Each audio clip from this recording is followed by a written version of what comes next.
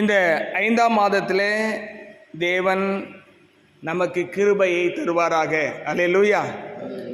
ஒவ்வொரு நாளும் நம்ம இந்த உலகத்தில் வாழ்வது தேவனுடைய சுத்த கிருபை. அவருடைய கிருபை இரக்கத்துக்கு முடிவே இல்லை என்று சொல்லி பிரசங்கி சொல்லியிருக்கிறார். அல்லேலூயா. நாம் நிற்பதும் நிர்மூலமாகாமல் இருப்பதும் அவருடைய சுத்த கிருபையே.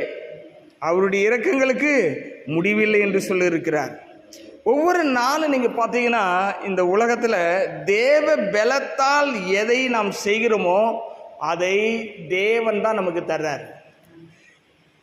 பாட்டு கூட இருக்கு, என் சுயபலத்தால் ஓடி பார்த்தேன் ஓட முடியல, பணபலத்தால் படைக்க பார்த்தேன் அப்படின்னு. எந்த பலத்தினாலும் கிறிஸ்தவ வாழ்க்கை வாழ முடியாது. வேத வசனத்தை அதிகாலை எழுந்து தியானித்து முழங்கால் படியிட்டு ஜெபித்து கரங்களை உயர்த்தி ஆவியாத்ம சரத்தை அர்ப்பணித்து எந்த மனிதர்கள் ஓடுகிறார்களோ அவர்கள் வாழ்க்கை ஒவ்வொரு நாளும் வெற்றி மேல் வெற்றியை பெறுவார்கள். அல்லேலூயா. கிறிஸ்தவ வாழ்க்கை என்பது எப்படிப்பட்டது என்று சொன்னால், மத்தேயுல ஆரம்பிக்கிறது போலவே அவர்களுடைய வாழ்க்கை கடைசி வரைக்கும் இருக்காது. ஏன்னா மத்தேயு, மார்க்கு, லூக்கா, யோவான் என்ற சுவிசேஷங்களே தேவனுடைய நற்செய்தி, தேவன் என்னெல்லாம் மனிதனுக்கு செய்தார், எதற்காக செய்தார் என்பதையெல்லாம் எழுதப்பட்டிருக்கிறது. ஆனால் அப்படியே நீங்கள் ரோமர், அப்போஸ்தலர் நடபடிகள் வரும்பொழுது எப்படி கிறிஸ்தவ வாழ்க்கையில் ஊழியர்கள் நடந்தார்கள் என்று எழுதப்பட்டிருக்கிறது. ரோமரிலிருந்து நீங்கள் யூதா வரைக்கும் எடுத்துக்கொண்டீர்கள் சொன்னால் சபை சீர்திருந்தவும் சபை பரிசுத்தமாகவும் என்ன செய்ய வேண்டும் என்று எழுதப்பட்டிருக்கிறது. எல்லாவற்றையும் சொல்லிட்டு வெளிப்படுத்தல, நான் இதெல்லாம் சொல்லிட்டேன், நீ செய்தினா பரலோகத்துக்கு வரலாம், இல்லைன்னா பரலோகத்துக்கு வர முடியாது அப்படின்னு சொல்லிட்டு எச்சரிப்பின் செய்தியோடு வெளிப்படுத்தல் முடிகிறது. அல்லேலூயா. அப்போ கிறிஸ்தவ வாழ்க்கையில் 1 வருஷம் ஆச்சு, 2 வருஷம் ஆச்சு, 3 வருஷம் ஆச்சுன்னா இன்னும் சுவிசேஷத்தில் இருக்கிற நன்மைகளே நம்ம பெற்றுக்கொள்ளணும் அப்படின்னு எதிர்பார்க்க கூடாது. அப்படி எதிர்பார்த்து கொண்டே இருந்தோம்னா நம்ம இன்னும் குழந்தைகளாக இருக்கிறோம்னு அர்த்தம். பவுல் சொல்றாருல, நீங்கள் இன்னும் பாலை உண்ணத்தக்கதான குழந்தைகளானீர்கள் அப்படின்றார்ல. கடினமான மாம்ச ஆகாரங்களை எல்லாம் புசிக்கத்தக்க வளர்ச்சி உங்களுக்கு இல்லைன்னு சொல்றாரு. அப்ப வேதாகமத்தை ஒரு கண்ணோட்டமாய் நம்ம பார்க்கும் பொழுது, மனம் திரும்பும் பொழுது கர்த்தர் என்ன செய்கிறார்னு சொன்னா மன்னிப்பையும் ஆசீர்வாதத்தையும் கொடுக்கிறார். அதே போல வளர்ந்து வந்தவர்கள் சீர்திருந்தும் பொழுது பார்த்தீங்கன்னா தேவன் ஊழியத்தையும் உயர்வையும் கொடுக்கிறார். சீர்திருந்தல் இல்லாமல் எழுப்புதல் கிடையாது, மனம் திரும்புதல் இல்லாமல் மன்னிப்பு கிடையாது. ஆகவேதான் சத்தியம் என்பது என்னன்னா எல்லாருக்கும் பொதுவானது, அதை கடைபிடிக்கிறவர்கள் பாக்கியவான்கள். அல்லேலூயா. அப்ப 2 வகையான கிறிஸ்தவ வாழ்க்கையை இந்த உலகத்துல நம்ம பார்க்க முடிகிறது. ஒன்று என்னன்னா, எந்த கஷ்டமும் இல்லாமல் சுகபோகமாக வாழ்வதற்கான ஒரு பிளாட்ஃபார்மாக கிறிஸ்தவத்தை ஒரு குறிப்பிட்ட சில மக்கள்லாம் நம்புகிறார்கள், அல்லது பெரும்பான்மையான மக்கள் நம்புகிறார்கள். இதற்கு அது தவறே கிடையாது. ஒரு நல்ல சொகுசான ஒரு கஷ்டம் இல்லாத ஒரு வாழ்க்கை வாழ்றதுக்காக தான் எங்கே வந்திருக்கிறோம், கிறிஸ்தவ வாழ்க்கைக்கு வந்திருக்கோம். ஆனால் அந்த கிறிஸ்தவ வாழ்க்கைக்கு இன்னும் அடுத்த கட்டம் ஒன்று இருக்கிறது, அடுத்த பக்கம் இருக்கிறது. என்னென்றால், கிறிஸ்துவுக்காக பாடுகளை சகித்து சந்தோஷமாய் வாழ்கிற வாழ்க்கை. என்ன வாழ்க்கை? கிறிஸ்துக்கென்று பாடுகளை சகித்து சந்தோஷமாய் வாழ்கிற வாழ்க்கை. அல்லேலூயா. இதுக்கு எப்படின்னா, கிறிஸ்துவின் மீது அன்பு இருக்கிறவங்க மட்டும்தான் இந்த 2வது பகுதி எடுப்பாங்க. கிறிஸ்துவின் மீது அன்பு இல்லாதவர்கள் இந்த சோதனை பாடுகள் வரும்பொழுது கிறிஸ்து விட்டு விலகி போயிடுவாங்க. அதுக்காக தான் இயேசுவின் அன்பின் ஆழம் நீளம் அகலத்தை உணர்ந்த பவுல் சிறைச்சாலைக்குள்ள இருந்து 4 நிருபங்களை எழுதுகிறார். எங்க இருந்துங்க? சிறைச்சாலைக்குள்ள இருந்து. அது எங்கன்னா பிலிப்பியர் நிருபம் சிறைச்சாலையிலிருந்து எழுதப்பட்டது. அல்லேலூயா. கொலேசியர் நிருபம் சிறைச்சாலையிலிருந்து எழுதப்பட்டது. எபேசு நிருபம் சிறைச்சாலையிலிருந்து எழுதப்பட்டது. பிலோமன் நிருபம் சிறைச்சாலையிலிருந்து எழுதப்பட்டது. இந்த 4 நிருபத்தை ஏன் தேவன் பவுலை சிறைச்சாலையிலிருந்து எழுத வைத்திருக்கிறார்? யோசித்து பாருங்க. சிறைச்சாலையில் இருக்கிறதே கஷ்டம். இந்த மாதிரி நம்ம இப்போ இருக்கிற மாதிரி சிறையெல்லாம் கிடையாது. விஐபி சிறை, ஏசி எல்லாமே இருக்கும், எல்லா வசதி, வீட்டை விட ரொம்ப வசதியாக இருக்குன்றாங்க. நமக்கு தெரியாது. ஆனால் பவுலை கொண்டு போய் எங்க உட்கார வைக்கிறாரு? எங்க உட்கார வைக்கிறாரு? சொல்லுங்க வாய் திறந்து. எங்க உட்கார வச்சிருக்கிறாரு? சிறைச்சாலை. ஏன் பயமா இருக்கா சொல்றது? சிறைச்சாலையில் உட்கார வச்சிருக்காரு. சிறைச்சாலையில் உட்கார வச்சு பவுல் எழுதுகிறார். நல்லா கவனிங்க. சிறைச்சாலையில் பவுல் வீட்டு சிறையில் இருந்தார். அவருக்கு கூட 24 மணி நேரமும் ஒரு யாரு காப்பாங்க இல்லையா, வாட்ச்மேன், அந்த என்ன சொல்லுவாங்க, அந்த கூடவே துப்பாக்கி வச்சுட்டு கன்மேன் மாதிரி ஜெயிலர் என்ன பண்ணுவார், ஒருத்தர் ஈட்டி வச்சுக்கிட்டு இருப்பாரு. அந்த ஜெயிலர் கையிலேயோ ஒரு கட்டு, ஒரு சங்கிலி இருக்கும், பவுலுடைய கையில் ஒரு சங்கிலி இருக்கும். நல்ல கவனிங்க. அது 1 மீட்டர் தான் இருக்கும். 1 மீட்டர் நீளமுள்ள ஒரு சங்கிலியை இப்போ இவர் நிற்கிறாருன்னா இவருடைய வலது கையிலையும் அவருடைய இடது கையிலையும் இருக்கும். எங்க போனாலும் இந்த அந்த ஜெயிலரோட தான் அவர் போய் ஆகணும், ஜெயிலரோட தான் வந்தாகணும், ஜெயிலரோட தான் உட்காரணும், விட்டுட்டு நகரவே முடியாது. இந்த சூழ்நிலையில தான் அவர் என்ன செய்கிறார்? தோல் சுருளை எடுத்து எழுதுகிறார். ஒரு பக்கம் சங்கிலி இழுக்கிறது ஒருத்தர் நிற்கிறான், இன்னொரு பக்கம் எழுதுகிறாரு பாருங்க. அது தாங்க உண்மையான தேவன் மீது அன்பு வைத்திருக்க ஊழியத்தின் அடையாளம். நீங்க எப்பெல்லாம் அவங்களை நேசிக்கிறவர்கள் பாடுகள் மத்தியில போகும்போது கூட நின்று அவர்களை தாங்குறீங்க பாருங்க, அதுதான் கிறிஸ்துவின் அன்பு. இதுதான் இந்த வாரம் முழுவதும் தேவனின் இருதயத்தில் போட்ட சில வசனங்களை பிலிப்பியர் சிறைச்சாலை நிருபத்திலிருந்து நான் எடுத்து உங்களுக்கு சொல்ல விரும்புகிறேன். 28 வசனத்தை நான் வாசிக்கிறேன், கவனிங்கள். 1:28. நீங்கள் மருளாதிருக்கிறது அவர்கள் கெட்டு போகிறதற்கும் நீங்கள் ரட்சிக்கப்படுவதற்கும் அத்தாட்சியாக இருக்கிறது, இதுவும் தேவனுடைய செயலே. இந்த வசனம் இருதயத்தில் ஆண்டவர் போட்டுகிட்டே இருந்தார். எப்பயுமே ஆண்டவர் என்ன வசனம் போடுறாரோ அதை அப்படியே தியானித்து அதுக்குரிய காரியங்களை ஆராய்ச்சி செய்கிறது தான் என்னுடைய வழக்கம். அல்லேலூயா. இதில் என்ன பெரிய வாக்குத்தத்தமாக இருக்குதா? ஒரு பெரிய இன்று முதல் ஆசீர்வதிப்பேன், உயர்த்துவேன் அப்படிலாம் ஒன்றும் கிடையாது. ஆனால் இங்கே உள்ளான மனிதனுடைய குவாலிட்டி இருக்குது. உள்ளான மனிதனுடைய குவாலிட்டி என்ன குவாலிட்டி? நீ பயப்படாதப்பா, மிரட்டுறதுக்கு இதெல்லாம் என்ன செஞ்சிடாத, பயந்துராத. சிலர்லாம் பார்த்தீங்கன்னா மிரட்டுவாங்க, பார்த்தீங்களா? அப்ப மருளாதிருக்கிறது, நீங்கள் மருளாதிருக்கிறது. சரி, இங்க கவனிங்க. இதை நீங்க கொஞ்சம் புரிஞ்சுக்கணும்னா மேல இன்னொரு வசனத்தை கூட நான் வாசிக்கிறேன். நான் உங்களை கண்டாலும் நான் வராமல் இருந்தாலும் நீங்கள் ஒரே ஆவிலே உறுதியாய் நின்று ஒரே ஆத்மாவினாலே சுவிசேஷத்தின் விசுவாசத்துக்காக கூட போராடி எதிர்க்கிறவர்களால் ஒன்றிலும் மருளாதிருக்கிறீர்கள் என்று உங்களை குறித்து நான் கேள்விப்படும்படி எல்லா விதத்திலும் நீங்கள் கிறிஸ்துவின் சுவிசேஷத்துக்கு பாத்திரமாக மாத்திரம் நடந்து கொள்ளுங்கள். There is an instruction from the Paul to the people of Philippines.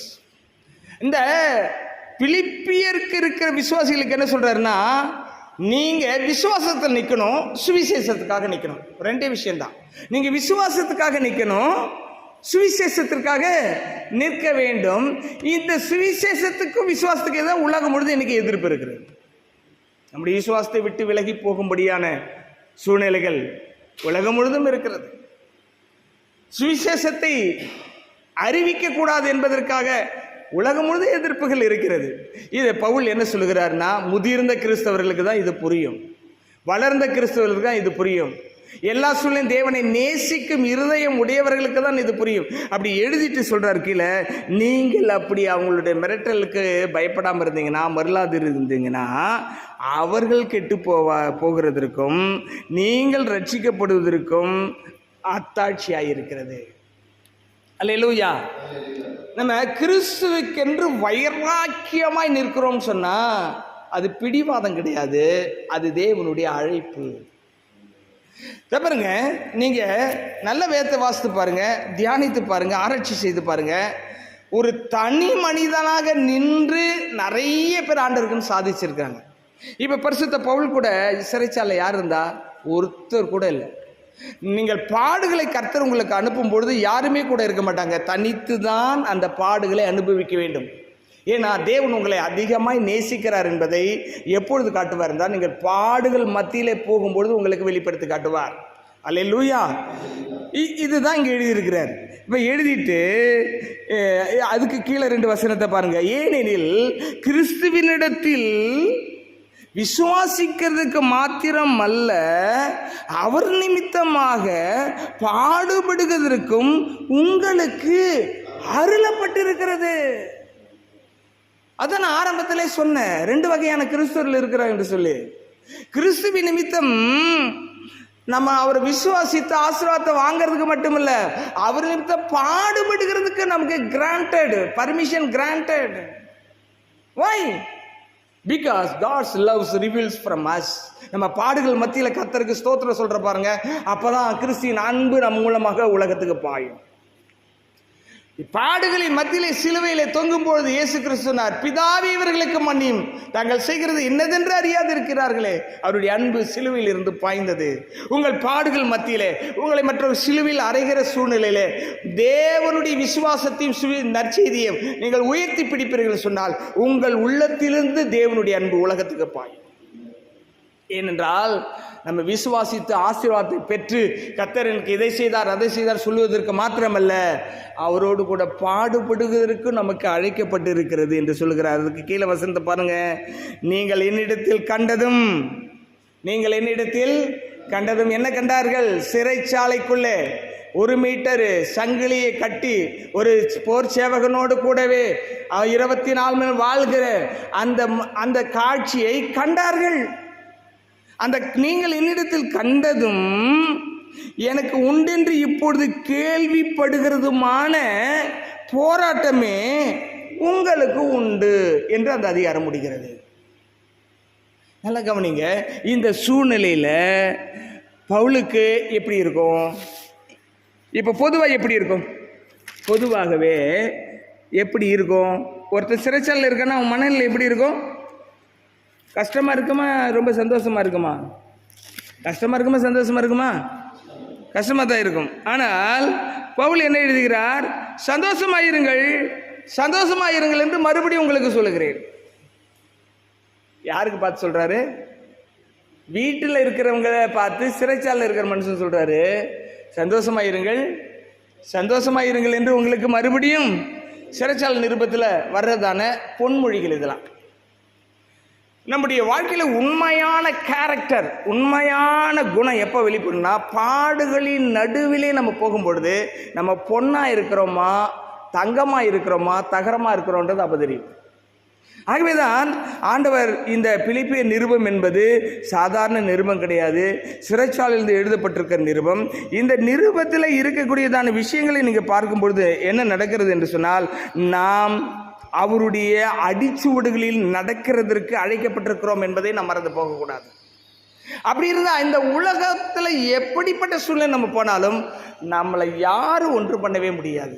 அதான் கிறிஸ்துவுக்கு என்று பிணைகாஸ் வைராக்கியமாக இருந்தது போல, ஸ்தேவான் வைராக்கியமாக நின்றது போல, பவுல் வைராக்கியமாக நின்றது போல, இந்த கடைசி நாட்டில் அழைக்கப்பட்ட நாமும் கிறிஸ்துக்கு என்று வைராக்கியமாய் நிற்க வேண்டும்.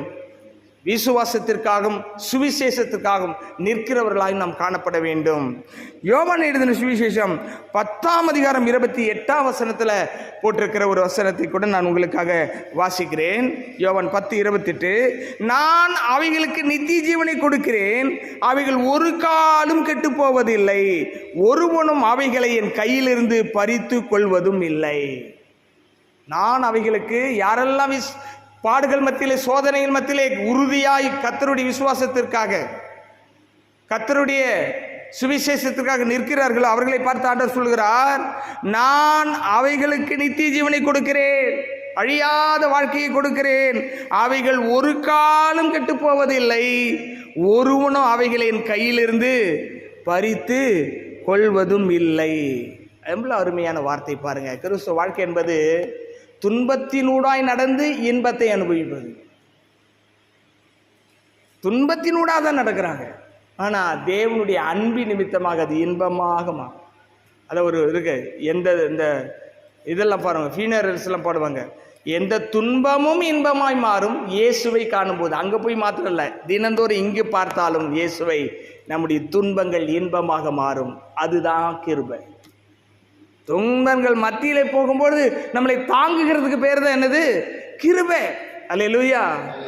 இந்த கிருபை தேவன் தந்த கிருபை, வாழ்நாளெல்லாம் போற்றி துதிக்கும் கிருபை, வாழ்நாளெல்லாம் போற்றி துதிக்கும் கிருபை, கிருபை இந்த கிருபை தேவன் தந்த கிருபை, இந்த கிருபை தேவன் தந்த கிருபை. அருமையான சாது சன்னியாசி பொன்னம்மா அவர்கள் பாடின ஒரு பாட்டு. கண்களை மூடி ஆண்டவர் நோக்கி பார்ப்போம். ஆண்டவரே, நான் இரண்டாவது வகையான அந்த கிறிஸ்துவத்துக்குள்ளே என்னை நடத்தும்போது நான் உம்முடைய சுவிசேஷத்துக்காக விசுவாசத்துக்காக உறுதியாய் நின்று உம்முடைய நாமத்தை மையப்படுத்தி எனக்கு கிருபை தாரும் என்று சொல்லி எல்லாரும் கண்களை மூடி ஆண்டவரை நோக்கி பார்ப்போம். எங்கள் அன்பு நிறைந்த தகப்பனே, இந்த நல்ல நேரத்துக்காக நன்றி. எனக்கும் சபைக்கு நீர் பேசிக் கொண்டிருக்கிறீர். நீர் நடத்துகிற பாதை எதுவாக இருந்தாலும் அவைகள் மத்தியிலே விசுவாசத்தில் உறுதியாய் இருந்து ஆண்டவரை சுவிசேஷத்திற்காக நிற்கக்கூடிய கிருபையை எங்கள் ஒவ்வொருவருக்கு தாரும். உம்முடைய கிருபை எங்களை தாங்கி வழிநடத்தட்டும். ஆசீர்வதியும். இயேசுவின் நாமத்தில் கேட்கிற நல்ல பிதாவே, ஆமென்.